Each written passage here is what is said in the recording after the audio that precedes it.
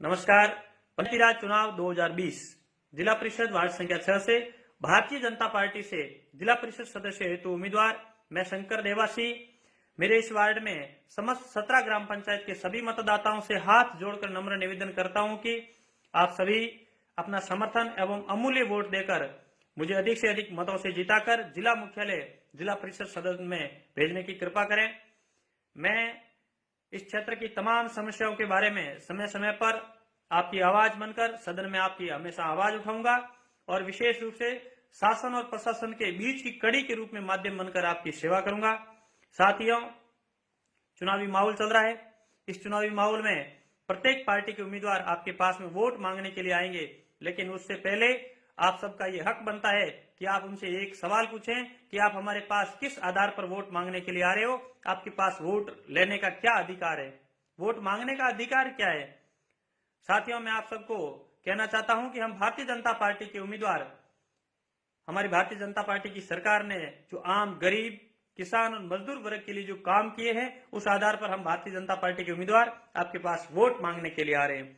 साथियों, हमारी भारतीय जनता पार्टी की सरकार ने, नरेंद्र मोदी जी की सरकार ने आम गरीब किसान मजदूर वर्ग के लिए सोचकर जो मूलभूत आवश्यकताएं होती है, जैसे कि आवास, तो हर घर तक प्रत्येक घर में आवास के तहत मकान बनाने का काम हमारी भारतीय जनता पार्टी की सरकार ने किया है।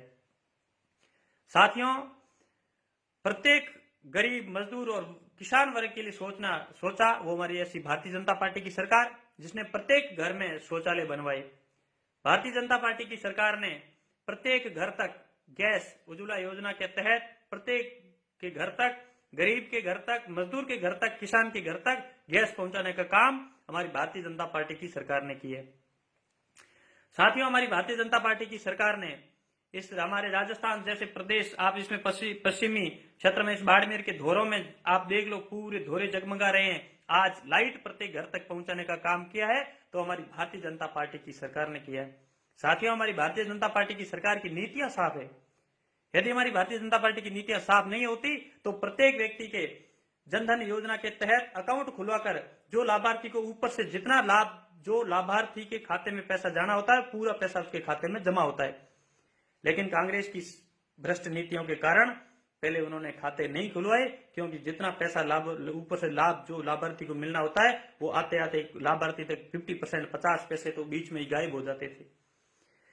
साथियों, हमारे नरेंद्र मोदी जी की सरकार आज, वैसे ही आप देख सकते हैं कि नरेंद्र मोदी जी ने जो काम किए हैं, बड़े लेवल के काम, जो मैं आज आपको गिनाने बैठ जाऊं तो उसका समय भी मेरे पास इतना नहीं है कि मैं आपको समय सुना एक साल पर लग जाएगा कि इतने बहुत सारे जो नरेंद्र मोदी जी ने पिछले 5 से 7 साल में जो काम किए हैं उनकी अनगिनत, और नरेंद्र योगी पुरुष, विश्व महापुरुष योगी राज का नरेंद्र मोदी जी के बखान और उनके कामों के बखान मैं नहीं कर सकता, इतने उन्होंने काम करवाए। साथियों, हमारी भारतीय जनता पार्टी की नीतियां एकदम क्लियर है और मैं कांग्रेस पार्टी की आपको बात करना चाहता हूं। साथियों, यदि कांग्रेस पार्टी की नीतियां साफ होती तो वो केवल और केवल गरीबी हटाओ का नारा नहीं देते, बल्कि गरीबों के जो गरीबी हटाने के जो काम होते वो काम करते। नरेंद्र मोदी जी ने आवास, गैस, बिजली और जो तमाम प्रकार की जो उन्होंने सुविधाएं कराई है, वे सुविधाएं करवाने का काम कांग्रेस पार्टी करती। लेकिन कांग्रेस पार्टी की नीतियां भ्रष्ट है। उन्होंने मात्र और मात्र सोने की चिड़िया कहा जाने वाला देश, इस भारत देश को लूटने का काम किया है तो मात्र कांग्रेस पार्टी ने किया है। आज कांग्रेस पार्टी में ऊपर से लगा करके, गांधी परिवार से लगाकर अपने आप पंचायत स्तर तक भी देख लें, जो भी पंचायत स्तर के भी नेता है उसे लगाकर जो राष्ट्रीय स्तर के कांग्रेस के नेता है उसमें देख लो, केवल और केवल परिवारवाद चल रहा है। केवल अपने परिवार को पालने का काम और परिवार को आगे बढ़ाने का काम केवल कांग्रेस पार्टी करती है। और कांग्रेस पार्टी की मुख्य उद्देश्य उनका ये रहता है, उनका मुख्य आधार ये रहता है कि हम ज्यादा से ज्यादा घोटाले करके हम अपना पेट भरें। ये कांग्रेस पार्टी की नीतियां है। और साथ ही मैं तो आपसे उदाहरण के तौर पर बात करता हूं, यदि कांग्रेस पार्टी की नीतियां साफ होती तो पिछली बार जो पंचायती राज के चुनाव हुए थे, उस पंचायती राज चुनाव में सरपंच के लिए 8वीं पास, पंचायत समिति सदस्य और जिला परिषद सदस्य के लिए 10वीं पास का प्रावधान था। मैं भी पिछली बार पंचायत राज चुनाव में पंचायत समिति सदस्य प्रतिनिधि के रूप में चौटन में पंचायत समिति सदस्य प्रतिनिधि रहा हूं।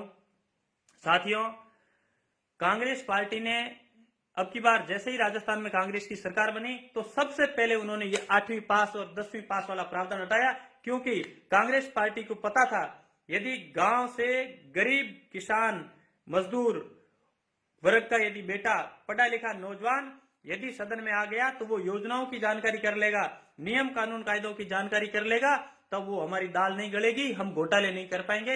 इस कारण कांग्रेस ने आते ही सबसे पहले 8वीं और 10वीं पास का प्रावधान हटाया, ताकि आप विशेष रूप से मैं ये कहना चाहता हूं कि यदि कांग्रेस पार्टी इससे भी अधिक मैं बात करता हूं, यदि नीतियां भ्रष्ट नहीं होती तो उन्होंने कांग्रेस पार्टी ने नियम क्या बनाया कि कोई भी आम मजदूर जो मजदूर है मजदूरी रहे, किसान है किसान बेचारा गरीबी रहे, कोई आगे नहीं बढ़े, कोई भी किसान का बेटा मजदूर का बेटा पढ़ लिख करके आगे नहीं आए, नहीं तो हम गरीबी हटाओ का नारा कैसे देंगे और हमारे लखपति धनपति करोड़पति अरबपति कैसे बनेंगे।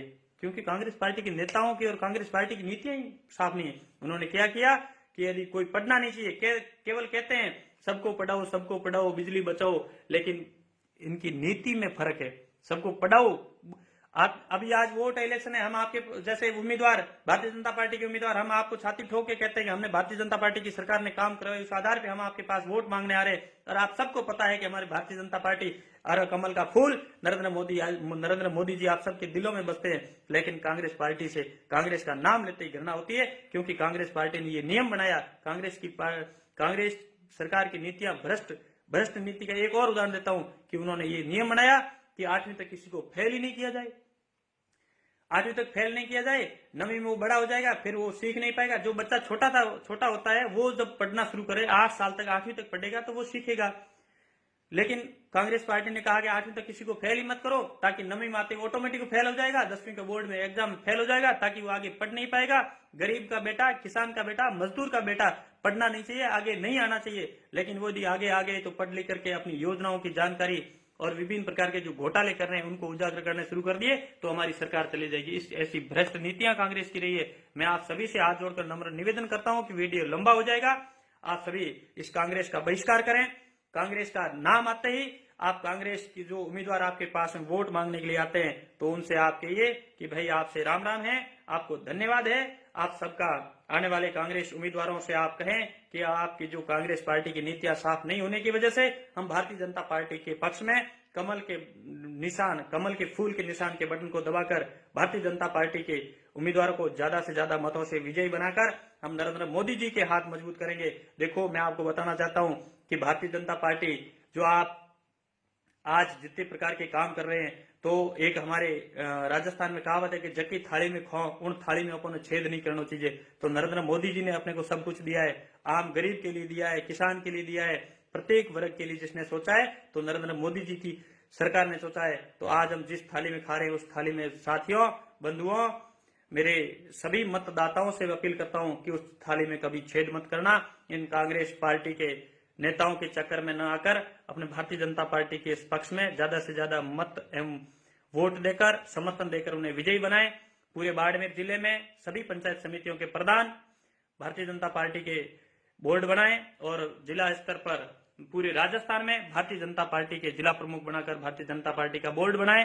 आप सभी से मैं पुनः गुजारिश करता हूं कि आप सब लोग भारतीय जनता पार्टी को अपने दिल में रखकर अपने देश का नाम और नरेंद्र मोदी जी का नाम, वैसे नरेंद्र मोदी जी को नाम की जरूरत नहीं है, उन्हें केवल अपने कामों से प्रेम है और देश से प्रेम है। ऐसे देशभक्त योगी राज नरेंद्र मोदी जी को पंचायती राज निचले स्तर से लेकर राष्ट्रीय स्तर तक आप कमल के निशान को न भूलकर नरेंद्र मोदी जी को मजबूत बनाएं। पुनः आप सभी का बहुत बहुत आभार, अभिनंदन। भारत माता की जय, वंदे मातरम।